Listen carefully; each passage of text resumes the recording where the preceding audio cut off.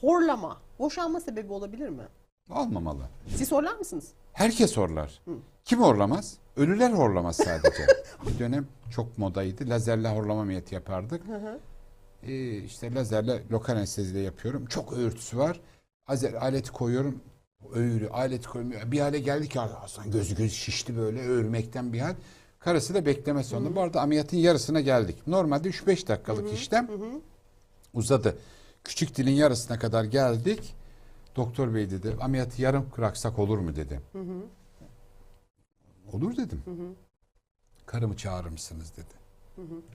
Eşini de çağırdık geldi. Buradan çıkıyoruz dedi. Pılını pırtını topla babanın evine gidiyorsun dedi. Şu çektiğim rezilliğe bak dedi ya.